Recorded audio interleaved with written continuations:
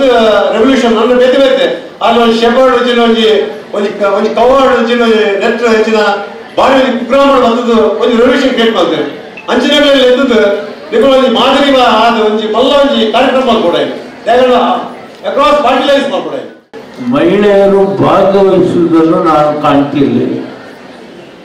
ಮಹಿಳೆಯರು ಮನೆಯಲ್ಲಿ ಇದ್ಕೊಂಡೆ ಮನೆಯ ಮಕ್ಕಳನ್ನು ಬೆಳೆಸುವಂಥ ಕೆಲಸ, ಮನೆಯ ಕೆಲಸ ಇದೇ ಮಾಡಿಕೊಂಡು ಬದುಕ್ತಿದ್ರು. ಸಮಾಜದಲ್ಲಿ ಒಂದಾಗಿ ಬಾಳುವಂಥ ಅವಕಾಶ ಅವರಿಗೆ ಇರಲಿಲ್ಲ. ನಾವು ಎಲ್ಲರೂ ಹೇಳ್ತೇವೆ, ಸ್ತ್ರೀಯರೇ ನಮ್ಮ ದೇಶದ ಶಕ್ತಿ, ಅವರೇ ಪ್ರಾಮುಖ್ಯ, ಅವರೇ ಬೆಳೆಸುವುದು, ಅದು ಇದು ಎಲ್ಲ ಬಾಯಲ್ಲಿ ಮಾತ್ರ ಹೇಳ್ತೇವೆ. 26-28 ವರ್ಷದ ಹಿಂದೆ ನಾನು ಇಲ್ಲಿ ಅಧ್ಯಕ್ಷನಾಗಿದ್ದಾಗ ನೋಡಿದೆ, ಯಾಕೆ ಈ ಮಹಿಳೆಯರನ್ನು ನಾವು ಪುರುಷ ಸಮಾನವಾಗಿ ಬೆಳೆಸಬಾರ್ದು ಅನ್ನುವಂಥ ಒಂದು ಚಿಂತನೆ ನನ್ನಲ್ಲಿ ಮೂಡಿ ಬಂತು. ಆ ಪ್ರಕಾರವಾಗಿ ನನಗೆ ಆವಾಗ ಆಶೀರ್ವಾದ ಮಾಡಿದರು ಧರ್ಮಸ್ಥಳದ ಧರ್ಮಾಧಿಕಾರಿ ವೀರೇಂದ್ರ ಹೆಗ್ಡೆಯವರು.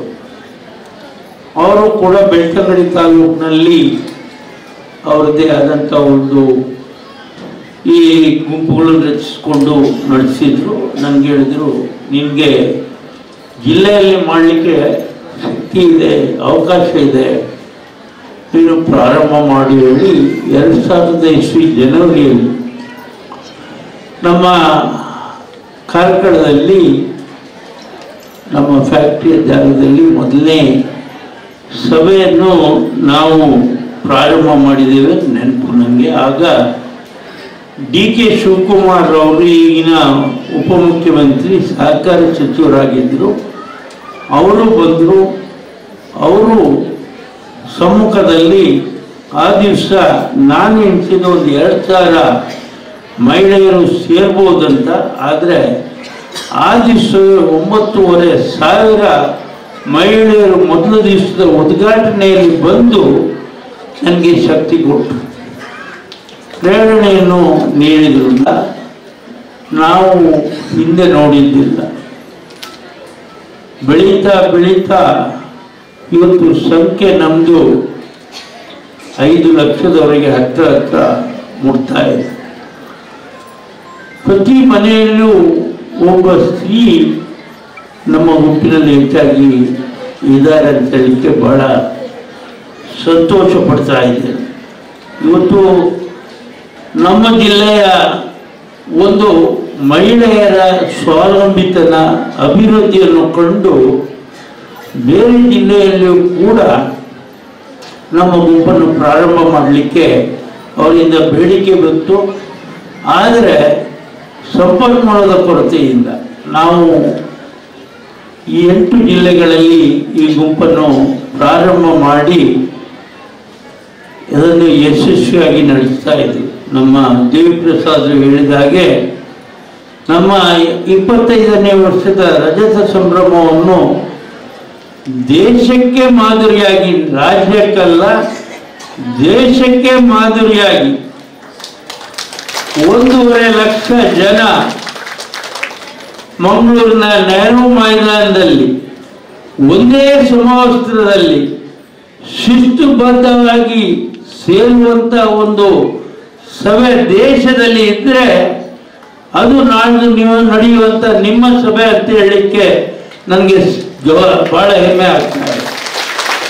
ದೇಶದಲ್ಲಿ 2 ಲಕ್ಷ ಜನ ಸೇರಿರ್ಬೋದು, 3 ಲಕ್ಷ ಜನ ಸಭೆ ಸೇರಿರ್ಬೋದು.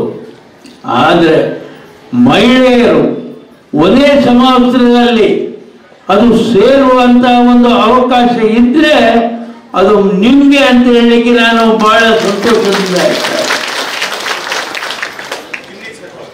ಗಿನ್ನಿಸ್ ರೆಕಾರ್ಡ್ ಅಂತ ನಮ್ಮ ಮಿತ್ರ ವೇದಾಸ್ ಕಾಮಿಕ್ ಶಾಸಕರು ಹೇಳ್ತಾರೆ. ಯಾರಿಗೂ ಆಗುವುದಿಲ್ಲ, ಅದು ನಿಮ್ಮಿಂದ ಮಾತ್ರ ಸಾಧ್ಯತೆ ಇದೆ. ನಾವು ಸುಮಾರು 6ನೇ ಸಲ ಈ ಸಮವಸ್ತ್ರಕ್ಕೆ ಹೋಗ್ತಾ ಇದ್ದೆ.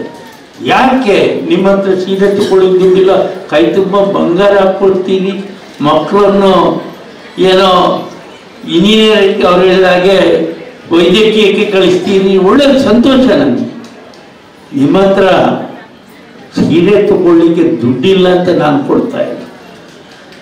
ಎಸ್ ಎಸ್ ಪಾಟೀಲ್ ಅನ್ನುವಂಥ ಒಬ್ಬ ಸಹಕಾರಿ ಸಚಿವರು ಬಹಳ ಹಿಂದೆ ಇತ್ತು, ಬಹಳ ಹಿಂದೆ, ಒಂದು 25 ವರ್ಷದ ಮೊದಲು.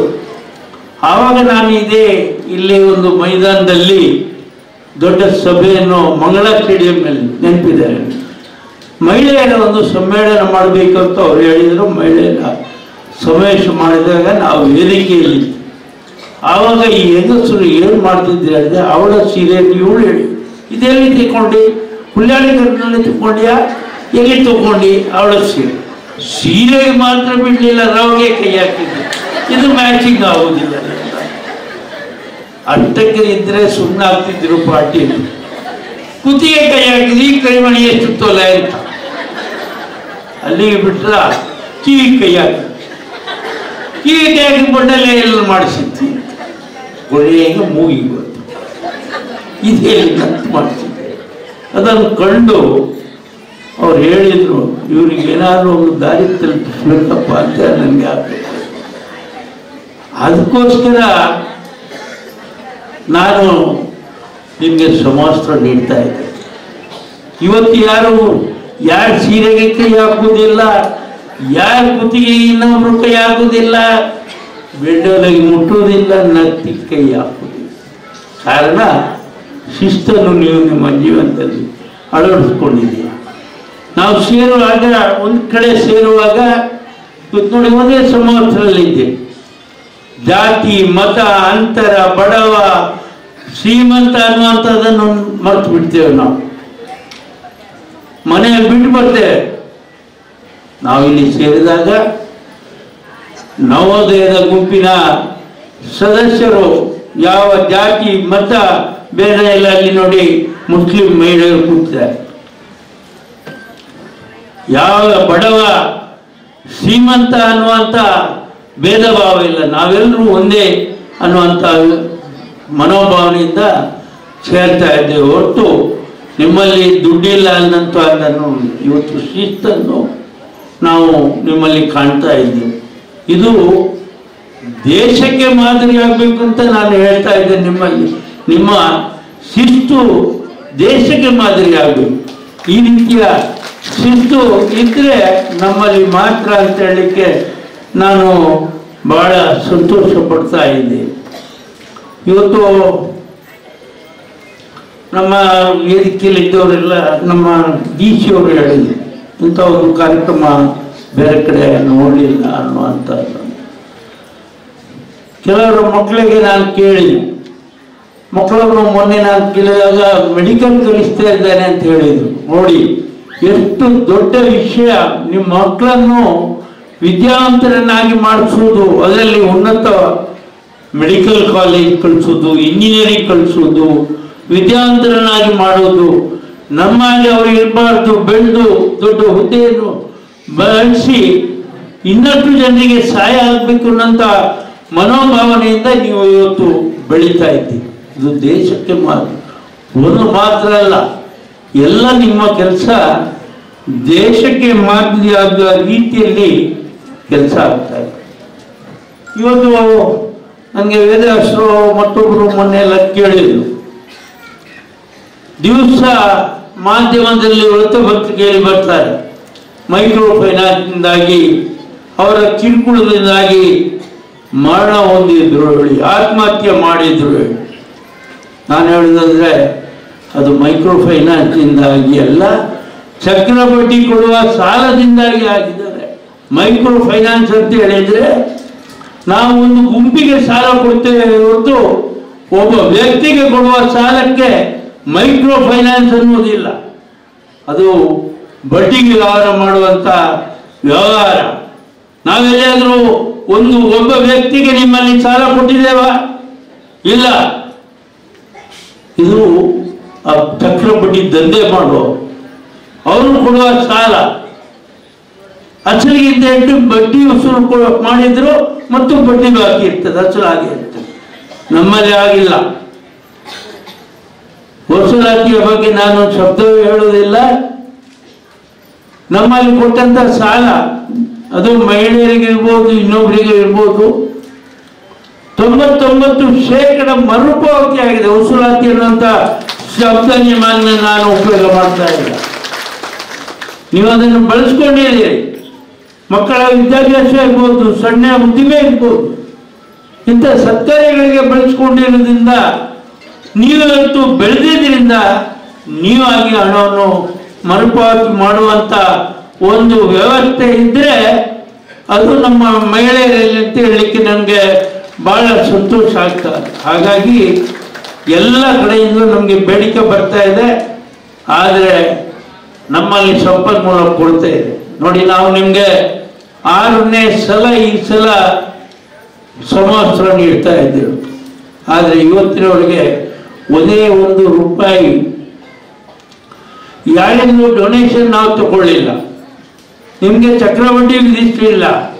ಕಷ್ಟ ಬಂದರೆ ಇನ್ನಷ್ಟು ಸಹಾಯ ಮಾಡಿದ್ದೇವೆ. ವಿದ್ಯಾಭ್ಯಾಸಕ್ಕಾಗಿ ನಾನು ಕೂಡ ಇಷ್ಟು ಬೆಳಿಬೇಕಾಗಿದ್ರೆ, ನನಗೆ ಇಷ್ಟು ಪುರಸ್ಕಾರಗಳು ಸಿಗಬೇಕಾಗಿದ್ರೆ ನಮ್ಮ ಪ್ರಾಥಮಿಕ ಪತ್ತಿನ ಸಂಘಗಳಿಂದ, ಸಹಕಾರಿ ಕ್ಷೇತ್ರದಿಂದ, ಇನ್ನೊಂದು ನಿಮ್ಮಂಥ ಮಹಿಳೆಯರಿಂದ ನನಗೆ ಇಷ್ಟು ಪುರಸ್ಕಾರಗಳು ಸಿಕ್ಕಲಿಕ್ಕೆ ಸಾಧ್ಯತೆ ಆಗಿದೆ. ನನಗೆ ಸಿಕ್ಕುವಂಥ ಯಾವುದೇ ಪುರಸ್ಕಾರ ಇದ್ದರೂ ಅದು ನಿಮಗೆ ಸಲ್ತದೆ ಅನ್ನುವಂಥ ಮಾತು ಹೇಳ್ತೇನೆ. ನನ್ನ ಗೌರವ ಹೆಚ್ಚಾದರೆ ನಿಮ್ಮ ಗೌರವ ಜಾಸ್ತಿ ಆಗ್ತದೆ. ನಿಮ್ಮ ಗೌರವ ಕಾರ್ಯಕ್ರಮದಲ್ಲಿ ನಾನು ಹೇಳಿದ್ದೇನೆ. ಮೊನ್ನೆ ಕೂಡ ನಮ್ಮ ದೇವಿ ಪ್ರಸಾದರವರು ಹೇಳಿದರು, ಸುಮಾರು 3,000 ಬಸ್ಸು ಮಂಗಳೂರಿಗೆ ಬರ್ತಾ ಇದೆ. 3,000 ಲೆಕ್ಕ. 3,000 ಬಸ್ಸುಗಳು ಆ ಶಿವಮೊಗ್ಗದ ಸೊರಬದಿಂದ ಹಿಡಿದು ಇಲ್ಲಿಯ ದಾವಣಗೆರೆಯಿಂದ ಬರ್ತಾ ಇದೆ. ಬರುವಾಗ ಅವರಿಗೆ ಹೇಳಿದ್ದೇನೆ, ಪ್ರತಿಯೊಂದು ಬಸ್ಸಿನಲ್ಲಿಯೂ 2 ವಾಲಂಟಿಯರ್ಸ್ ಇರಬೇಕು. ಅವರಿಗೆ ವಿಶೇಷವಾದಂಥ ಒಂದು ಟೀ ಶರ್ಟ್ ಅನ್ನು ಕೊಡ್ತೇವೆ ಗುರುತಿಸಲಿಕ್ಕೆ. ಬ್ಯಾನರ್ ಹಾಕಬೇಕು, ಬಸ್ಸಿಗೆ ಸಹಕಾರಿ ಫ್ಲಾಗ್ ಹಾಕ್ಕೊಂಡು ಬರಬೇಕು. ಬೆಳಿಗ್ಗೆ ತಿಂಡಿಯ ವ್ಯವಸ್ಥೆ ಮಾಡ್ತೇವೆ. ಕೂತಲ್ಲಿ ಮಜ್ಜಿಗೆ, ಸ್ವೀಟ್, ಬಿಸ್ಕುಟ್ ಪ್ಯಾಕೆಟ್, ಊಟದ ವ್ಯವಸ್ಥೆಯನ್ನು ಕೊಡ್ತೇವೆ. ನೀವೆಲ್ಲರೂ ಬಂದು ಆ ಕಾರ್ಯಕ್ರಮವನ್ನು ಯಶಸ್ವಿ ಮಾಡಬೇಕಂತ ಹೇಳಿಕೊಂಡು ನಿಮಗೆಲ್ಲರಿಗೂ ಧನ್ಯವಾದ ಹೇಳಿ ನನ್ನ ಮಾತನ್ನು ಮುಗಿಸ್ತೇನೆ. ಜೈ ಹಿಂದ್.